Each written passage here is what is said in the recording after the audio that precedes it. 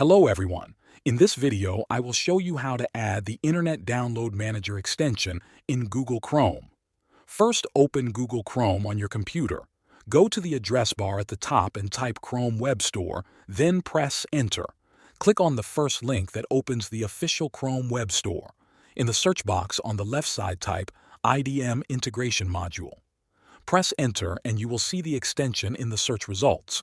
If you don't see the extension listed, go to the search bar and type IDM Integration Module Chrome extension.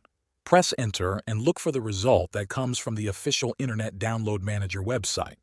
Click on that link to open the IDM official website. On the site, you will see information about the Chrome extension and a direct link to download it.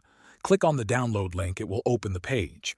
On the right side, you will see a button that says Add to Chrome. Click on that button.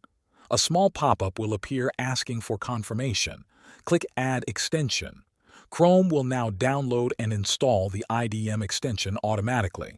After a few seconds, you will see a notification that the IDM integration module has been added. Now the extension is ready to use. Thanks for watching.